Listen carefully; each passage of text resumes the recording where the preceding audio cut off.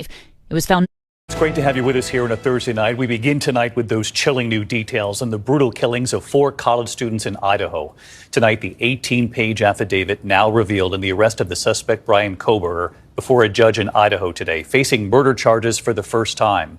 How they linked him to the crime, where they found his DNA, and how authorities say they then linked it to the family home. And for the first time tonight, we learned that one of the surviving roommates, what she says she heard and saw describing the suspect in the hallway. Late last night, Kohberger arriving in Idaho on a flight from Pennsylvania, where he was taken into custody, and walking the few steps today into that courtroom, smiling for a time in court as he greets his attorney. 4 friends were killed that night, and now one of the survivors in that affidavit and what she heard, what the suspect allegedly said.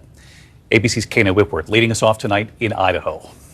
Bryan Kohberger greeting his attorney with a smile today in his first appearance in an Idaho courtroom, then nodding along as the judge read the charges against him one by one. Count 2 alleges that you committed the felony offense of murder in the first degree. The maximum penalty for that offense, if you plead guilty or are found guilty, is death and/or imprisonment for life. Do you understand? Yes. It comes as authorities unsealed an explosive 18-page affidavit laying out the evidence used to arrest Kohberger for the murders of 4 University of Idaho students. Investigators recovering DNA from an empty sheath for a military-style knife. It was found next to the bodies of best friends Kaylee Gonzalez and Madison Mogan. Police later linking that DNA to Kohberger by collecting his father's DNA from trash outside the family home and linking it to their sample from the crime scene. Did anybody do their chores today? The close group of friends seen inside their home just weeks before the murders.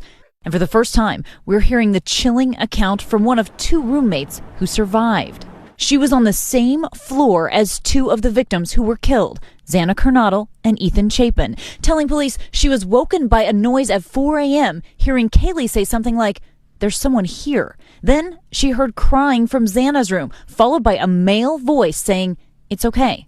I'm going to help you." She opened her door and stood frozen as a man wearing black clothing and a mask that covered the person's mouth and nose walking towards her. Describing him as 5'10" or taller, not very muscular, but athletically built, with bushy eyebrows. The man left out the sliding glass door. Authorities say that roommate was in shock. What they don't explain is why it took another 8 hours for police to get a 911 call from the house. Police believe Kohberger turned his phone off during the murders at 2:47 a.m. The phone dropping off the cell network near his home in Pullman, Washington, and reconnecting at 4:48 a.m. near the crime scene. Police mapping out his likely route to the house. They say cell phone data also shows Kohberger was near the victim's home at least a dozen times before the murders and the morning after. We have information of a white vehicle that was in the area. By the time police turned to the public for help finding a white Elantra, Kohberger was already on police radar. An officer at Washington State found his car and noted he had bushy eyebrows, matching the description of the murder suspect. 5 days after the murders, Kohberger changed his license plate from Pennsylvania to Washington when his car's registration was due for renewal. You can see that new plate during those 2 traffic stops in Indiana when Kohberger was pulled over on his 2,500-mile drive back to Pennsylvania. Incredibly difficult day for these families. Kana Whitworth with us now from Idaho. And Kana, chilling to hear that one of the roommates who survived then told investigators that she witnessed that man in the hallway. And there will be many who ask why it took so many hours to call 911 from that home. I am curious, in this 18-page affidavit, do we learn anything about whether this suspect knew anyone or had any connection to anyone in that house?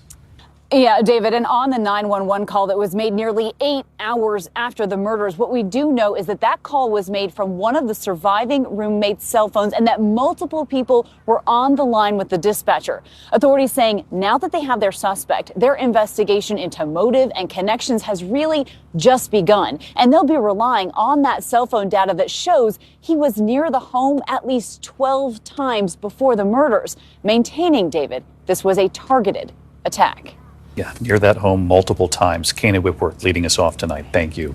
It's great to have you with us here on a Thursday night. We begin tonight with those chilling new details on the brutal killings of 4 college students in Idaho. Tonight, the 18-page affidavit now revealed in the arrest of the suspect, Bryan Kohberger, before a judge in Idaho today, facing murder charges for the first time. How they linked him to the crime, where they found his DNA, and how authorities